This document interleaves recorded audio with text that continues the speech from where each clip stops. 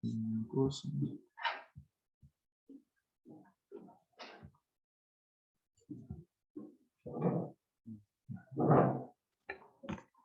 no, bueno.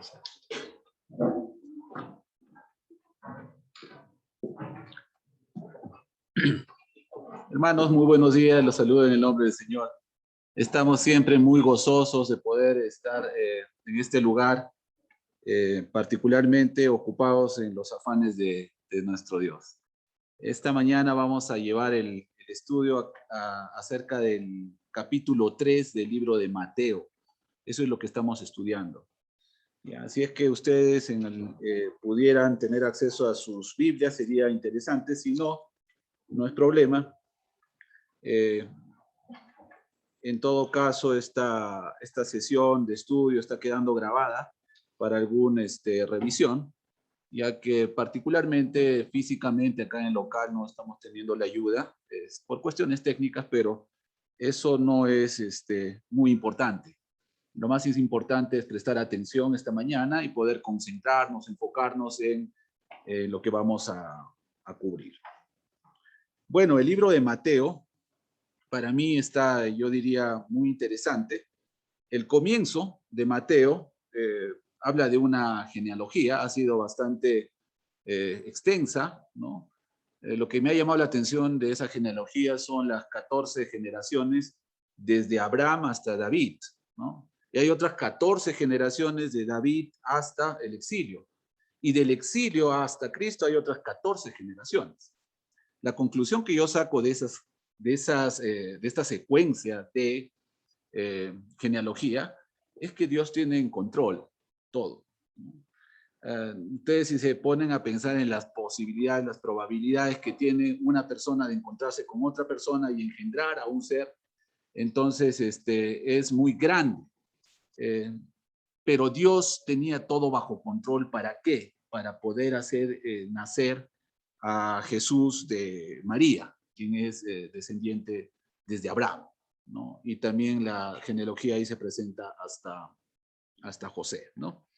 Bueno, luego inmediatamente de la genealogía, lo que me llamó la atención del nacimiento es algo extraordinario, es algo que va más allá de nuestro entendimiento, cómo el Espíritu Santo puede concebir en una mujer.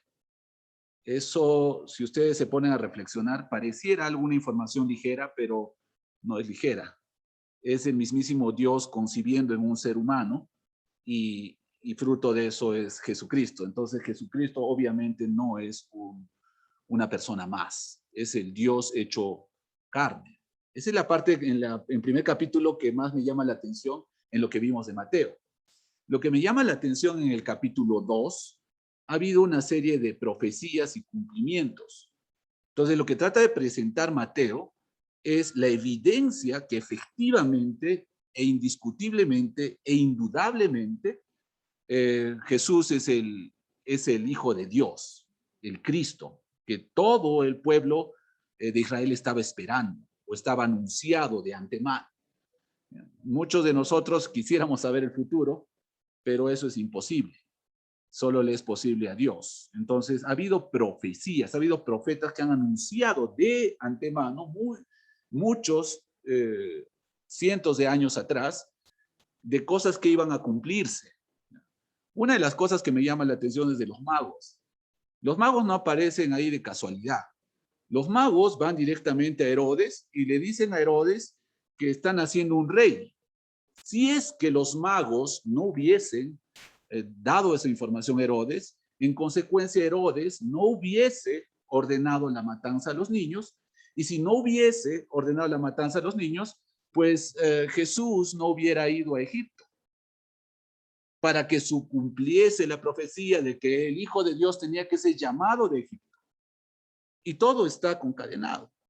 No voy a entrar al detalle nuevamente del capítulo 2, pero ahí van las evidencias muy contundentes. Tenía que nacer en Belén, ¿no? Tenía que crecer en Nazaret, ¿no? Y finalmente lo hemos dejado a Jesús en Capernaum. Ahora sí, vamos a concentrarnos en el Mateo 3 y vamos a ir desde el inicio. Son los 17 versículos que presenta este capítulo, ¿ya? Y a mí me está mucho fascinando nuevamente poder entrar en los estudios de Mateo. Varias veces he leído todo el libro, lo hemos estudiado a minuciosidad, pero cada vez que uno repasa, uno encuentra el alimento ese que necesita. ¿Ya? Entonces vamos a entrar en la lectura primero. Ya, a ver. Yo quisiera pasar estas diapositivas acá. Y ya, acá estamos. Bueno, como les digo, esto se está siendo grabado. Sería bueno en algún momento que ustedes lo repasen si quieren ver alguna ilustración. Lo que yo tengo acá proyectado es la imagen de Juan. Juan, ¿qué Juan está participando como protagonista de este capítulo 3? Juan el Bautista. Juan el Bautista. Entonces, Juan el Bautista va a ser un personaje, diríamos, clave en este plan de Dios. Así veámoslo. Yo quisiera que alguien de ustedes, por favor, podría dar lectura al Mateo 11:11. Según el mismo autor de Mateo, va a dar una información en Mateo 11:11. No sé si José Carlos de repente nos ayuda en la lectura fuerte para poder captar el audio acá. Y en sus casas también, por favor, en Mateo 11:11. La escritura dice: de cierto os digo, entre los que nacen de mujer no se ha levantado otro mayor que Juan el Bautista, pero él es el más pequeño en el reino de los cielos, mayor es que él. Amén. Ya, de nacido de mujer no se ha levantado otro mayor que Juan el Bautista. Entonces, si vamos a hablar de Juan el Bautista no es otro personaje más, sino yo diría es el personaje, importantísimo. El de nacido de mujer no se ha levantado otro mayor. Ahí puedo pensar en David, puedo pensar en Salomón, puedo pensar en Abraham, en Isaac, en Jacob, y en todos los personajes que estudiamos que han sido parte de la historia de Cristo, pero no hay otro mayor.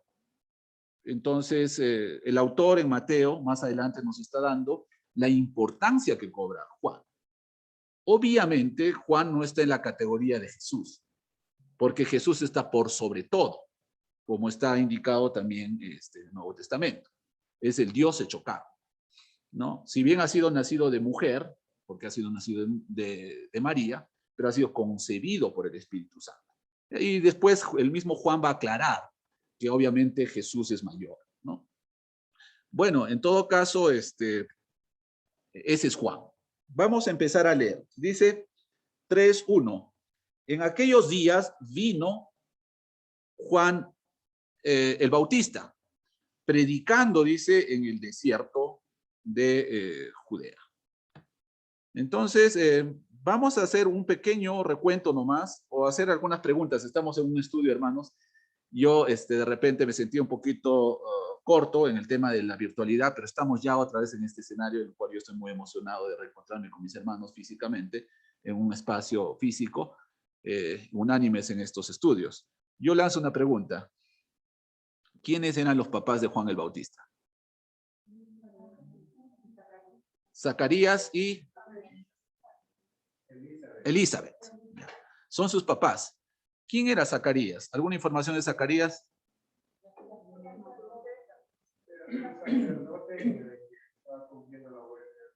Sacerdote. ¿Ya? Y era de la descendencia de Aarón. Y también su mamá era descendencia de Aarón. ¿Ya? Entonces, particularmente, ellos ya estaban de edad avanzada. Y Zacarías, en ese contexto, va a recibir el anuncio de Dios que va a tener un hijo. Y ese hijo no es producto de el deseo humano, sino es un milagro nuevamente. Porque ambos son de edad avanzada, ya no pueden físicamente tener hijos. Y de pronto van a tener a Juan. ¿Ya? ¿Y alguien sabe qué particularidad le pasa a Zacarías cuando recibe este anuncio hasta el nacimiento de Juan? Se queda mudo, ¿ya? No podía hablar. ¿Ya? ¿Por qué? Porque en primera instancia no le creyó al ángel que le estaba anunciando. No le creyó, le dijo, pero si somos viejos, ¿cómo vamos a tener una criatura? Pero para Dios no hay imposibles. Dios tiene el control. Nuevamente es el mensaje. Para que se cumpla su plan, Dios está bajo el control de todo. y va a hacer que nazca Juan. Ya. Entonces, esa es un poquito información más acerca de Juan. Dice, vino Juan en aquellos días predicando en el desierto. Un poco en aquellos días, yo no he querido ir a una referencia extra bíblica, sino quiero remitirme solamente a la información que me da la Biblia. Entonces, la información que yo estoy tratando de buscar es en el paralelo de los evangelios, porque los evangelios van a abordar el mismo tema, pero en diferentes aspectos. Hablo de Marcos, de Lucas y de Juan. Entonces, vamos a coger rápidamente la información de Lucas. Si nos vamos a Lucas 3:1-2, ¿no? Lucas 3:1-2, y ahí le pido la lectura, ¿de quién? A mi hermano Raulito, que está acá. Y una lectura rápida es solamente una información, ¿ya? Muy importante que nos trae Lucas. En el año 15º del ministerio de Tiberio César, siendo gobernador de Judea, Poncio Pilato y Herodes, tetrarca de Galilea, y su hermano Felipe, tetrarca de Iturea y de la provincia de Traconite, y Lisanías, tetrarca de Abilinia, y siendo sumos sacerdotes Anás y Caifás, vino palabra de Dios a Juan, hijo de Zacarías, en el desierto. Listo. Entonces nos damos un poco cuenta del perfil de que tiene Lucas. Lucas es una persona que da mucha información. Él ha investigado, escudriñado y ha puesto las cosas en orden. Y entonces acá nos dice, nos pone el contexto del tiempo. Nos dice en el año 15º del imperio de Tiberio César.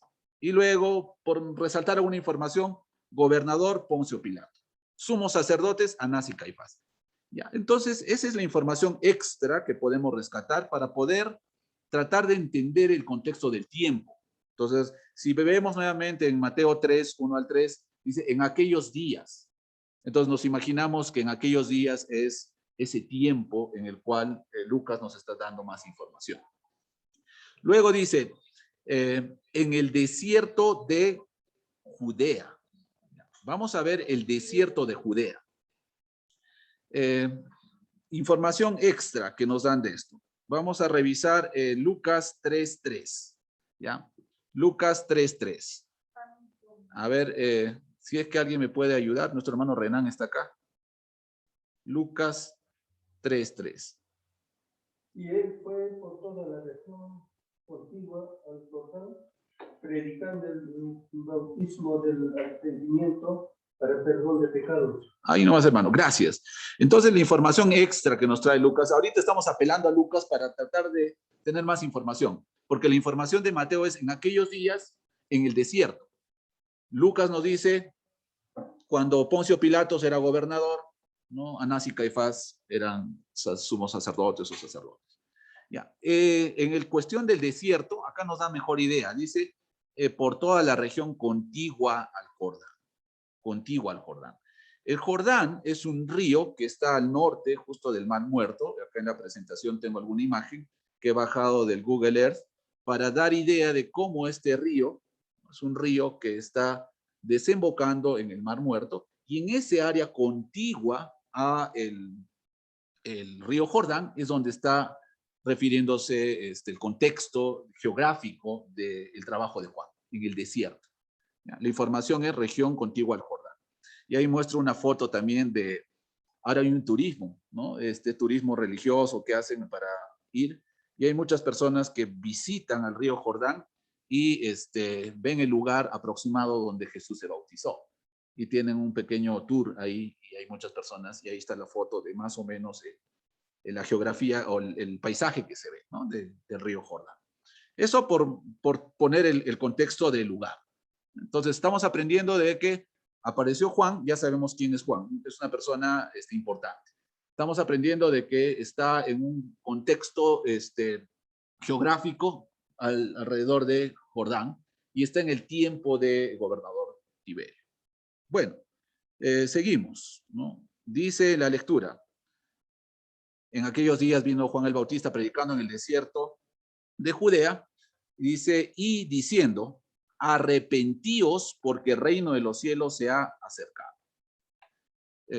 Juan lo vemos como un predicador. Es indiscutible. No vamos a especular nada más de Juan, sino lo que nos dice acá. Él está predicando un mensaje de arrepentimiento. Y esa palabra arrepentíos, como la tengo acá escrita, viene del griego, de la palabra griega metanoeo. Metanoeo significa pensar diferente. Es un cambio.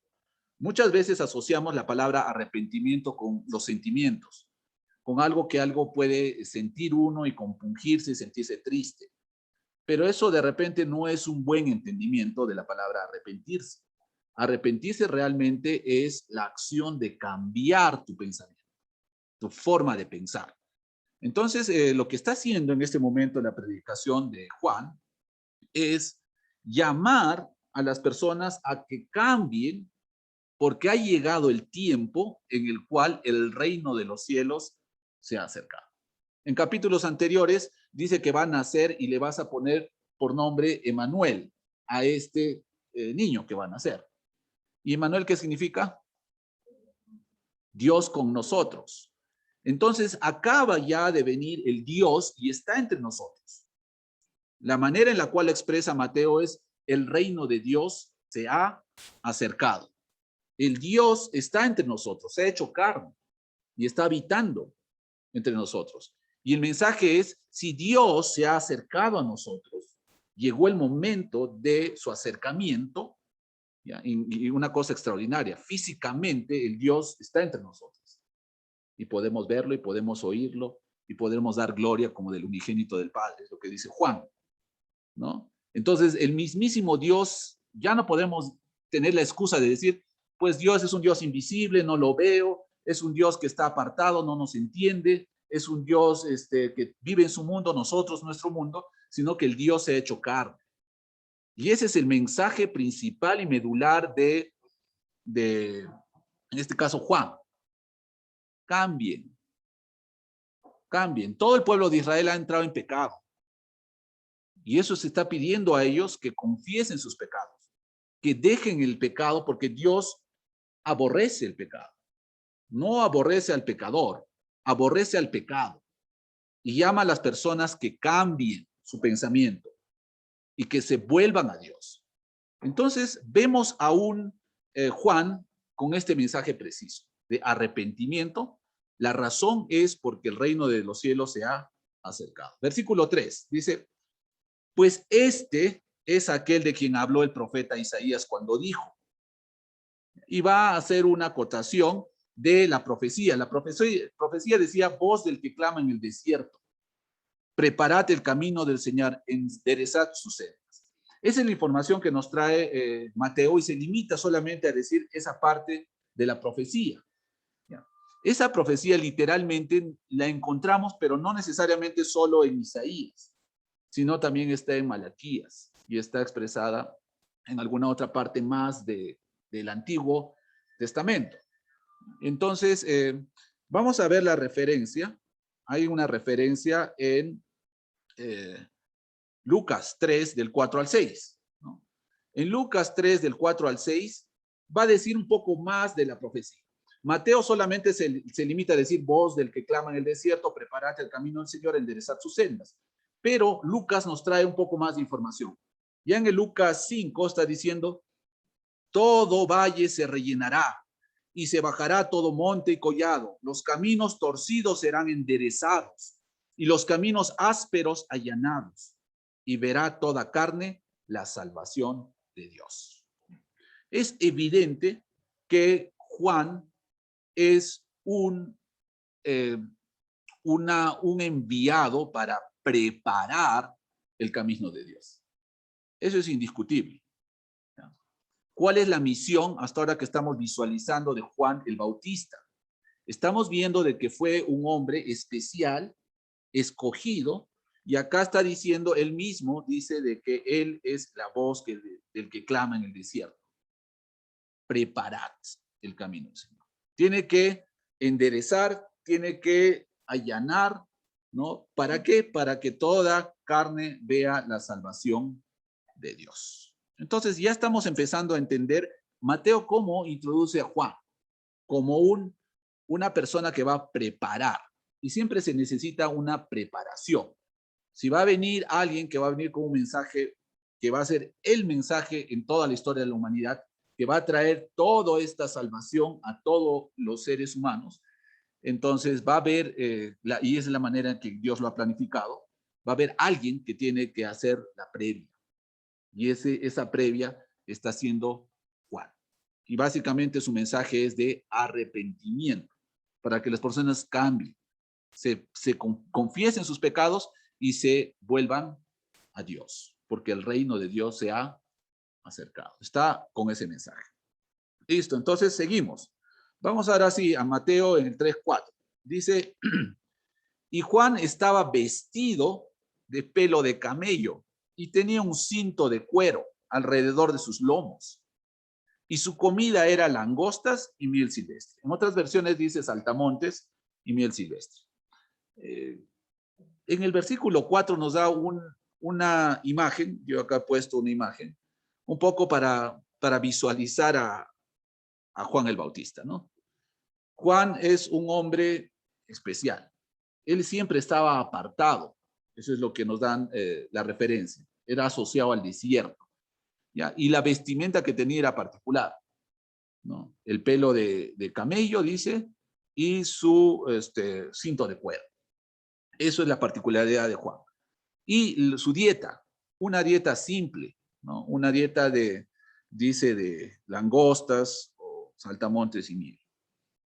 No es un personaje común, es un personaje que está tratando de resaltar algunas cualidades. ¿Ya? No quiero especular mucho, más adelante ya se va a hablar en Mateo de la conexión que se trata de esbozar, se trata de insinuar una conexión con el profeta Elías. ¿Ya? Y entonces esta característica de vestimenta está un poco con esa idea de, ya, más adelante lo vamos a ver. Yo no quiero abordar eso, porque acá solamente nos da la información de su vestimenta. Pero les voy adelantando que en Segunda de Reyes 1:8, cuando se habla de Elías, ¿sí? Segunda de Reyes 1:8 dice, y ellos le respondieron, un varón que tenía vestido de pelo y ceñía sus lomos con un cinturón de cuero. Entonces él dijo, es Elías, tisbita. ¿Ya? Entonces había un profeta llamado Elías, que es todo un personaje. Si yo me pusiera a hablar de Elías, voy a extender mucho el estudio. ¿Ya? Pero hay una conexión y esta conexión está vinculada con la manera de presentarse de Juan el Bautista en esta época. Ojo que son diferentes épocas. El profeta Elías está en el Antiguo Testamento y se entiende como alguien que ha reformado cosas, que ha cambiado cosas, ¿ya? Y es muy especial.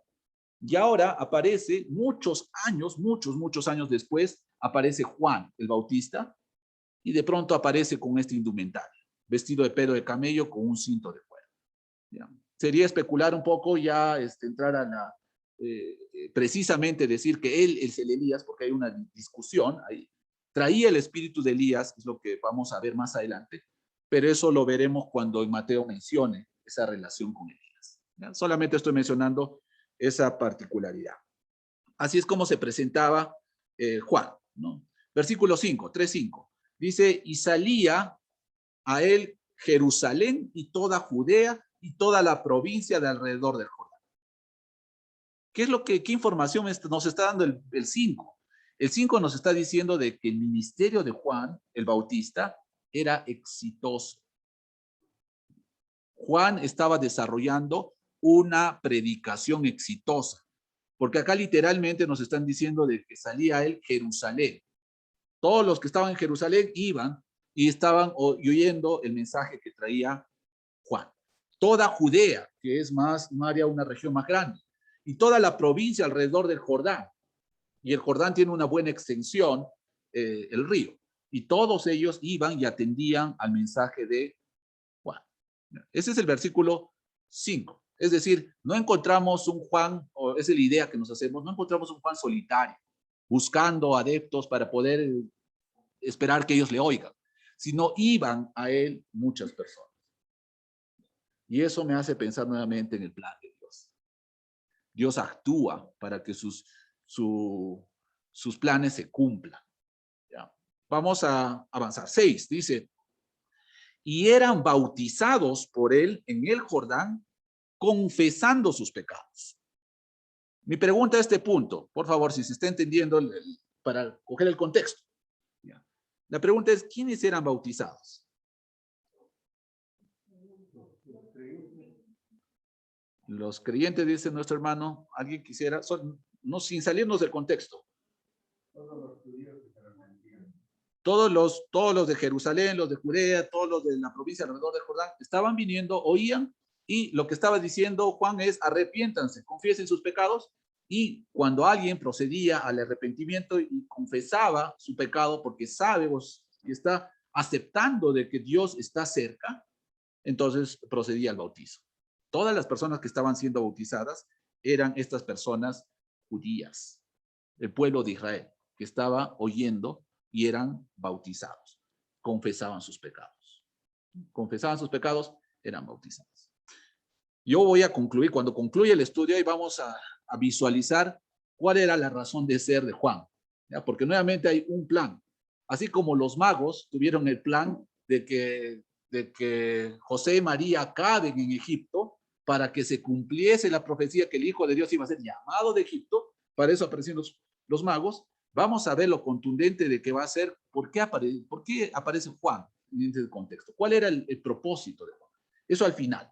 ¿Ya? Pero vamos visualizando de que encontramos un Juan predicando y bautizando. ¿En dónde está bautizando? En el Jordán. ¿Ya? Qué bonito sería hacer una excursión al Jordán, ¿no? Y ahí ver cómo está ese contexto, ¿ya? Pero aclarando, esta palabra bautizo significa inmersión, ¿ya? Los judíos tenían la práctica de hacer un bautismo por rociamiento, para purificación, pero la práctica de la palabra usada por Juan, el Bautista, es que hacía la inmersión, ¿ya? También le conocían como el sumergidor. Eso es lo que se entiende en la palabra que usaban para Juan, para describir a Juan. Entonces está haciendo un ministerio de predicación, de bautismo en Jordán. Hasta el 6 estamos ahí. Vamos a ver. Adelante. Acá tengo la imagen para los que están siguiéndonos ahí en sus casas de un poco la idea de un Juan y el escenario de las personas que venían a él y eran bautizadas. Hay un contexto de imaginar eso. ¿Por qué estás haciendo, Juan, esto? Vamos a entenderlo al final. ¿Ya? Vamos a ver. Mateo 3, 7 al 10. Dice, al ver él que muchos de los fariseos y de los saduceos venían a su bautismo, les decía, generación de víboras, ¿quién os enseñó a huir de la ira venidera? Haced pues frutos dignos de arrepentimiento. Entonces vamos a ver un poco el contexto. Dentro de esas personas que venían, también estaban viniendo de los fariseos y los saduceos. ¿Qué eran los fariseos y los saduceos? En resumen, ellos eran grupos de entre los judíos que tenían un pensamiento particular. Por ejemplo, los fariseos eran muy pegados a la ley y decían ellos que iban a ser justificados por cumplir la ley. Y además adicionaban a la ley sus costumbres. Y eso lo vamos a encontrar más adelante, cuando Jesús los va a exhortar acerca de eso, ¿no? Ellos hacían de sus costumbres como si fuese ordenanzas de Dios. Y entonces estaban muy fieles a eso, ¿no? Estudiando mucho la ley, muy pegados a la letra, y de esos venían. Pero en este caso Juan, se entiende un poco el carácter de Juan, porque él los enfrenta directamente. Y sabemos que Juan está hablando inspirado por Dios. ¿Por qué? Porque ¿cómo va a leer sus pensamientos? En este momento les dice generación de víboras. ¿Quién os enseñó a huir de la ira venidera? Acá hay algo clave, la ira venidera. ¿Ya? Cuando hace la pregunta Juan, ya nos estamos imaginando de que se está predicando también una ira venidera, del cual ellos están pretendiendo huir. ¿Ya? ¿Injustificados en qué? Dice el versículo 9. No penséis decir dentro de vosotros mismos, a Abraham tenemos por padre. Porque yo os digo que Dios puede levantar hijos a Abraham aún de estas piedras. ¿Quién es Abraham? ¿Cómo lo podemos describir? El padre de la fe. Muy bien. ¿Ya? Es alguien que ha demostrado lo que agrada a Dios, la fe que uno tiene. Él no reparó en poder disponerse a obedecer y matar a su hijo, ¿no? Porque Dios le había pedido, porque creía que Dios iba a hacer las cosas siempre para bien. Y entonces en eso que está por matar, entonces Dios le dice no. Y ahí es considerado Abraham muy importante. ¿Ya?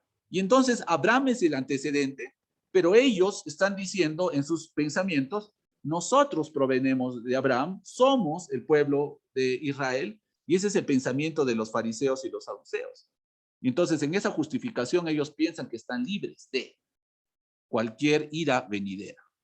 Pero Juan ya está adelantándoles que ustedes no van a ser justificados por ser físicamente herederos de esa sangre, de ese linaje, de esa descendencia. ¿Ya? Porque de la descendencia verdadera, el pueblo espiritual, el Israel verdadero, era el Israel que iba a venir por Cristo.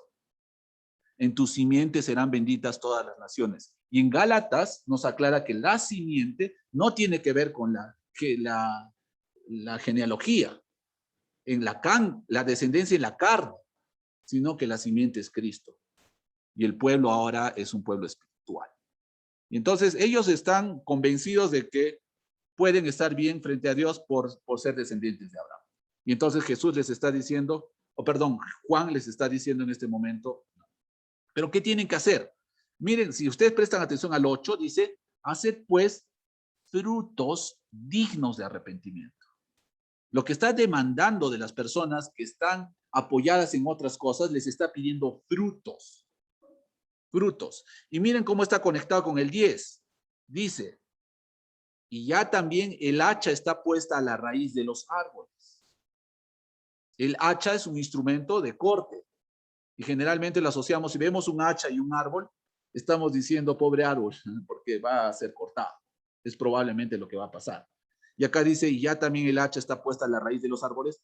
Por tanto, todo árbol que no da buen fruto es cortado y echado en el fuego, dice acá. Entonces empieza a relacionar el tema del fuego con la ira venidera, porque está en ese contexto, y con los frutos dignos de arrepentimiento. En otras palabras, les está diciendo al pueblo de Israel, en representación de los fariseos y saduceos, si ustedes no dan frutos dignos de arrepentimiento, van a ser cortados y echados en el fuego. Esas son las reglas del juego ahora.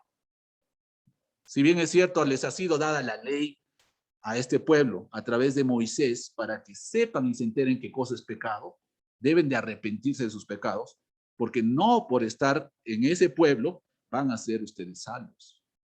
Ese es el mensaje que está detrás de todo esto.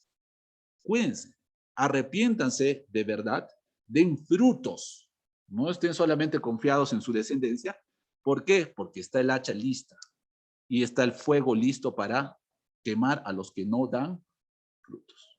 Ese es un tremendo mensaje que va en este contexto directamente a los judíos, ¿no? Directamente a los judíos. Representación de ellos, los fariseos y los saduceos, que eran pues los, digamos, unos buenos representantes de los judíos porque eran muy pegados a la ley y todo, y seguir todas esas cosas. Sin embargo, la ruta no va por ahí. El mensaje de Juan. Juan está dando ese mensaje. Vamos a seguir. Dice, versículo 11. Yo a la verdad os bautizo en agua para arrepentimiento. Punto y coma. Literalmente en Mateo nos está diciendo el objetivo de su bautizo. ¿Ya? ¿Y en qué lo está haciendo? ¿En qué cosa está haciendo el bautizo, Juan? En agua. ¿Y para qué está haciendo ese bautizo? Para arrepentimiento. ¿Y qué habíamos entendido de la palabra arrepentimiento? Cambio de la mentalidad. Cambio de forma de pensar. Entonces les está haciendo repensar. ¿Qué cosa están pensando ellos? Somos el pueblo de Israel, somos descendientes de Abraham, nosotros estamos bien. Cambien esa mentalidad, porque esa mentalidad está deficiente, está errada, está equivocada. Ahora hagan frutos dignos de arrepentimiento. Cambien, pero para otra cosa.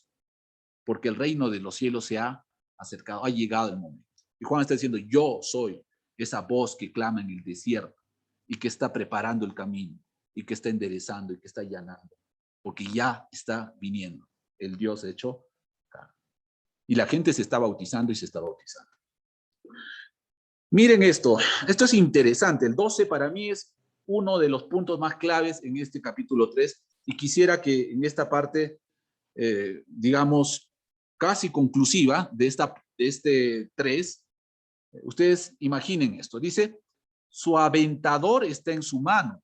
No, perdón, yo me estoy salteando algo. Dice, yo a la verdad os bautizo en agua para arrepentimiento, pero el que viene tras mí,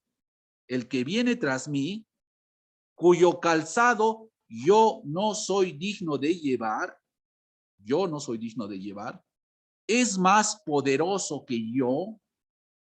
Él os bautizará en Espíritu Santo y fuego. ¿Ya?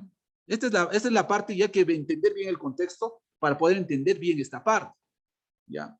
Primero, en Mateo, ya les había adelantado, en Mateo 11:11, ¿qué decía? ¿Cuál era la idea? Sin refrasear el Mateo 11:11, ¿cuál era la idea del Mateo 11:11? ¿Se acuerdan? Al inicio nomás hice leer. No. Que no había mayor que ¿quién? Que Juan. Entonces Juan lo ha puesto en una posición tremenda. Nacido de mujer no hay otro mayor que él. Juan es muy importante, porque va a ser el que va a abrir el camino al Mesías. ¿Ya? Pero el mismo Juan está diciendo de que él va a venir otro tras él, que ni siquiera él es digno de atar su calzado. ¿Ya? Y que es más poderoso que yo.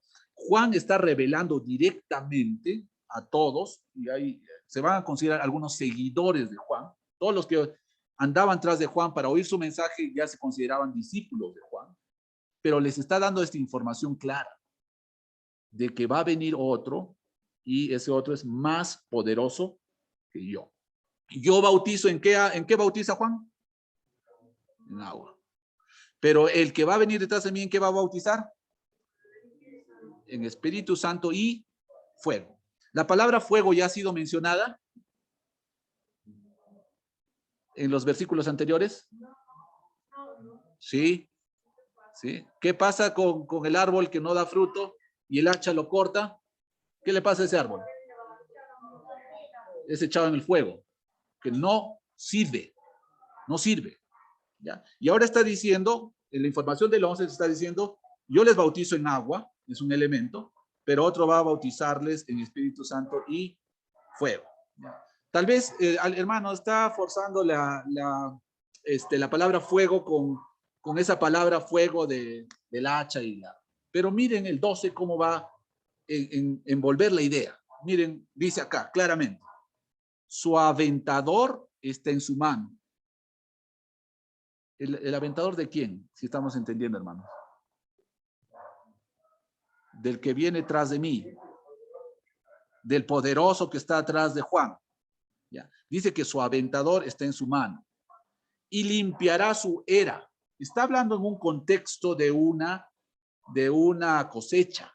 De una cosecha. ¿Qué cosa es el aventador? Bueno, ustedes luego van a ver las imágenes. Es un instrumento para separar. Cuando uno cosecha, va a cosechar el trigo y va a cosechar la paja al mismo tiempo. Entonces, la acción que ellos hacían es coger un aventador y levantaban y separaban de esa manera la paja del trigo. ¿Ya? Entonces, esa analogía está colocando, ¿ya? Dice claramente, su aventador está en su mano, limpiará su era. Dice acá, punto y coma, recogerá su trigo en el granero y quemará la paja en fuego que nunca se apagará. ¿Ya? Entonces, el fuego que nunca se apagará ya nos aparta de la idea física que estaríamos pensando de este más poderoso que va a venir con su aventador y va a empezar a cosechar las sembríos de los judíos. Sino ya está hablando de una figura que nos representa a lo que verdaderamente va a pasar. Lo que va a ser este más poderoso que Juan va a separar. Juan está llamando al arrepentimiento, ¿no? Para que se acerquen, cambien de mente, bautizo en agua. pero el que viene va a separar y está asociando el tema de separar, ¿ya? Como en la imagen acá lo tenemos ahí en las casas, pueden ver, tenemos el granito. Yo quisiera ser grano y ser guardado y preservado en un granero y que Dios no vaya a quemarme, porque el árbol que no da buen fruto es cortado y echado en el fuego. Y en el contexto que ya está poniendo el tema del aventador y separar, está hablando de un fuego que nunca se apaga. Entonces ya está hablando de una ira venidera. Está hablando de un juicio. Juan el Bautista está predicando al que le va a venir y ya está preparando cuál va a ser el mensaje. ¿Para qué va a venir? Va a venir para separar. Y va a haber, ese bautismo va a ser para separar justamente quiénes son salvos y quiénes se van a ese fuego que nunca se va a apagar. Ahora les hace más sentido que el que viene va a bautizar en el Espíritu Santo y en fuego. ¿Hace más sentido, hermanos? En agua es para sepultar. El Espíritu es el que da vida. El tema del fuego es para la ira venidera. Es lo que estamos asociando. Va a separar los que son obedientes de los que no son obedientes. En resumen, hermanos, acá hay una buena cantidad de personas. Queremos terminar nuestra existencia en ese fuego que nunca va a ser apagado, o queremos ser rescatados de eso. Y Jesús estaba viniendo para ese rescate, para salvar. Eso es el bautismo del Espíritu Santo, para dar vida. Pero al mismo tiempo, ese es un aventador, ese bautizo, porque ese te está separando de los que van a ser quemados. Ahora hace más sentido el bautismo en espíritu y en fuego. Ese es el contexto, hermanos. Si ves unos pasajes atrás y un pasaje adelante. Ese es yo lo que estoy entendiendo, hermanos. Espero que se entienda. En el contexto del aventador y de separar la paja y del trigo. Listo. Entonces dice, su aventador está en su mano, limpiará su era y recogerá su trigo en el granero y quemará la paja en el fuego que nunca se apagará. ¿Quién va a hacer eso? Jesús. Y sabemos que Juan es el que está abriendo el camino a Jesús, el más poderoso que él. Rápidamente vamos a ir a Hechos 19, 1 al 7. Hechos 19, 1 al 7. Ya para que mi voz descanse un poquito, voy a pedir a alguien que me ayude en la lectura. ¿Ya? Vamos a hacer una lectura pausada, pero tratando de entender para no repetir, por favor. Si me ayuda de repente nuestro hermano Raúl otra vez, por favor. Hechos 19, del 1 al 7. Mire, aconteció que entre tanto que Apolos estaba en Cristo, Pablo, después de recorrer las regiones superiores, vino a Éfeso y hallando a ciertos discípulos, les dijo: ¿recibisteis el Espíritu Santo cuando creísteis? Y ellos le dijeron: ni siquiera hemos oído si hay Espíritu Santo. Entonces dijo: ¿en qué, pues, fuisteis bautizados? Ellos dijeron: en el bautismo de Juan. Dijo Pablo: Juan bautizó con bautismo de arrepentimiento, diciendo al pueblo que creyese en aquel que vendría después de él, esto es, en Jesús el Cristo. Cuando oyeron esto, fueron bautizados en el nombre del Señor Jesús, y habiéndoles impuesto Pablo las manos, vino sobre ellos el Espíritu Santo, y hablaban en lenguas y profetizaban. Eran por todos unos 12 hombres. Amén. El contexto muy rápido de esto es más adelante. Pablo está ya trabajando con, con la iglesia y de pronto se está tropezando con estas personas que habían sido bautizadas en el Jordán por Juan. Y entonces les preguntan, ¿recibisteis el Espíritu Santo cuando creísteis? ¿Y ellos qué responden? Ni siquiera sabíamos del Espíritu Santo. Es decir, ¿qué información habían recibido? Solamente la de Juan. Arrepiéntanse, el reino del cielo se ha acercado, ¿no? Y bautícense. Ellos habían sido bautizados en agua, como lo manifiesta Mateo. el bautismo en agua. ¿Pero han recibido el Espíritu Santo? ¿Había Espíritu Santo? ¿Qué quiere decir? Que todavía no habían recibido el mensaje del bautismo para vida eterna. Esa es la diferencia entre el bautismo de Juan y el bautismo en Jesucristo, el Espíritu Santo. Porque es un bautismo en agua y el otro es un bautismo en Espíritu Santo. Entonces dice, ¿en qué pues fuisteis bautizados? Ellos dicen, en el bautismo de Juan.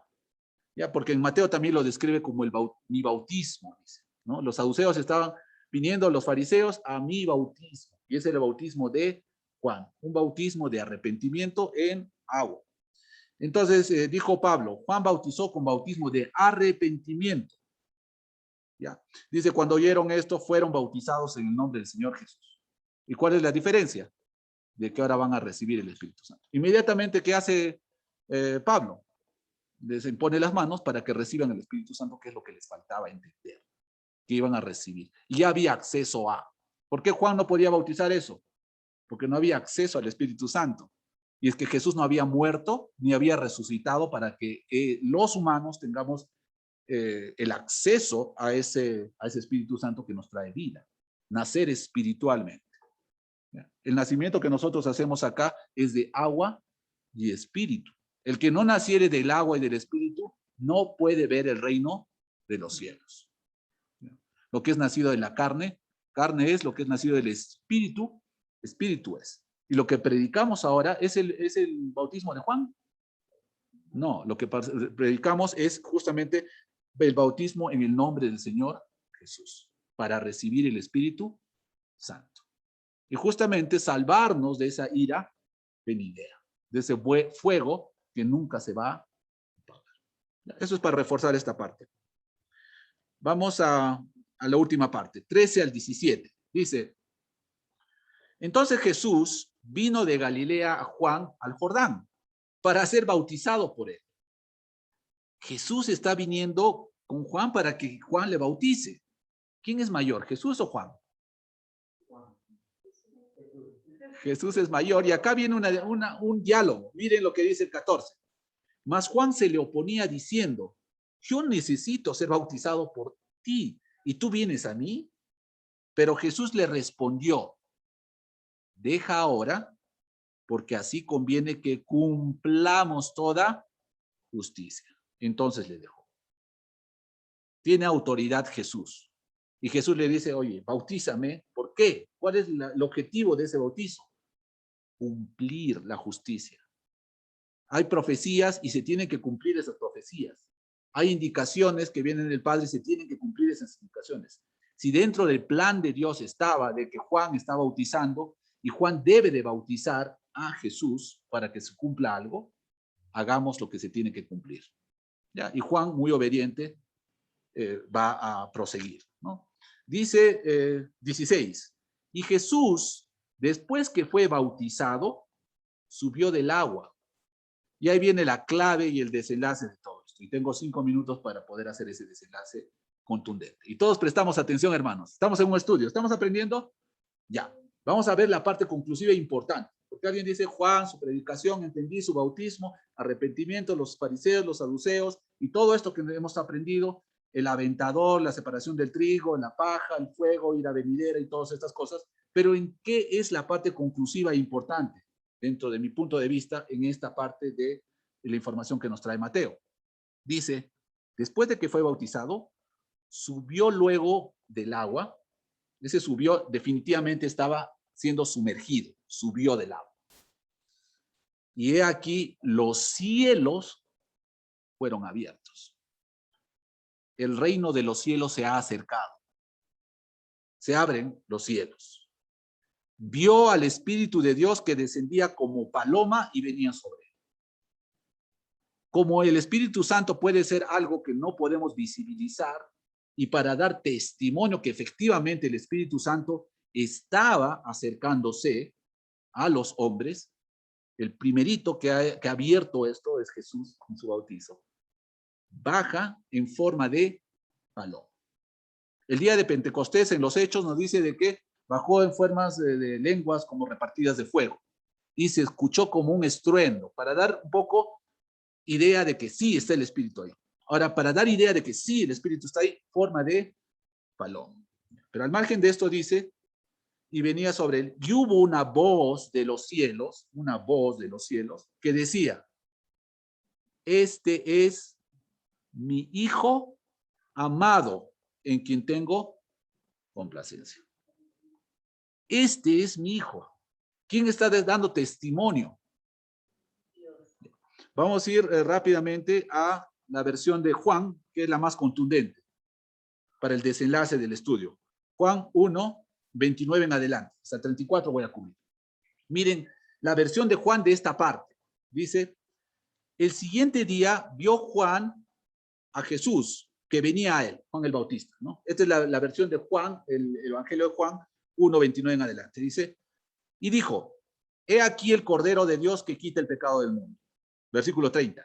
Este es aquel de quien yo dije, después de mí viene un varón, el que es antes de mí, porque era primero que yo. Está dando testimonio de que este pues es el poderoso, el que no puedo ni desatar su calzado. Este es el Cordero de Dios que quita el pecado del mundo. Versículo 31. Yo no le conocía. Y miren el versículo 33, ¿qué cosa dice? Y yo no le conocía. 2 veces dice yo no le conocía. 31 y 33. Pero miren el 31, dice, mas para que fuese manifestado a Israel, por esto vine yo bautizando con agua. Respuesta tremenda, clarísima. No puede haber más claro que esto, hermanos. Es la palabra de Dios. Dice, por esto vine yo bautizando con agua. ¿Para qué vino bautizando con agua? Versículo 31, ahí está la respuesta. ¿Para qué vino bautizando con agua, Juan? ¿Cuál era su propósito? Para que Cristo fuese manifestado. Está en la cola ahí, como de las vacunas, 100 personas. ¿Ya? Y yo no sé, pues, quién es el Hijo de Dios. Te vacunaré, te vacunaré, te vacunaré. En este caso está bautizando. ¿Para qué? Para que cuando bautice al quien es el Hijo de Dios, se abran los cielos, salga la voz y diga, este es mi Hijo. ¿Y a quién va a ser manifestado? ¿A unos 15 personas, 10 personas? A toda Israel, a toda Judea, a toda la provincia que está alrededor del Jordán. Todos han sido testigos de que el cielo se ha abierto y ha habido una voz y le ha dicho, este es mi Hijo. Y para eso Juan está bautizando. Miren lo que confirma en la lectura de este evangelio según Juan. Dice, también dio Juan testimonio diciendo, vi al Espíritu que descendía del cielo como paloma y permaneció sobre él. Ya está dando su testimonio. Por más de que no hayan personas, él está dando testimonio que vio y ese fue el Espíritu que se posó sobre Jesús. 33. Y yo no le conocía. Pero el que me envió a bautizar con agua, ¿qué imaginamos? ¿Quién le envió a bautizar con agua? Dios. Dios para poder cumplir sus planes. Es decir, en resumen, hermanos, para que sea más clarito. Juan, ven, te doy la misión que tú vayas, prepares el camino y empieces a bautizar. Predica el arrepentimiento, bautiza, y cuando venga mi Hijo, ahí voy a abrir los cielos, va a ver el Espíritu Santo y voy a manifestar que este es mi Hijo. Para eso está bautizando Juan con agua. Y eso es lo que dice, ¿no? Vi al Espíritu que descendió del cielo como paloma y permaneció sobre él. Y yo no le conocía, pero el que me envió a bautizar con agua, aquel me dijo, ¿qué le dijo? Sobre quien veas descender el Espíritu y que permanece sobre él, ese es el que bautiza con el Espíritu Santo. Y yo le vi y he dado testimonio que este es el Hijo de Dios. ¿Para qué ha aparecido Juan en toda esta escena, en el relato? Para manifestar y revelar que ese Jesús es el Hijo de Dios y para manifestarlo al pueblo de Israel como gran testimonio. Eso es lo más importante de este capítulo 3 y es tremendo porque recién estamos empezando el Evangelio y es así como Dios lo ha dispuesto. Hermanos, ese fue el estudio del día de hoy, ¿no? Yo he pasado 2 minutos. Había algunos problemas técnicos al inicio, pero ya hemos concluido. Ya, vamos a dejar tal vez acá la grabación y yo no sé si es que pasamos unas preguntas por acá.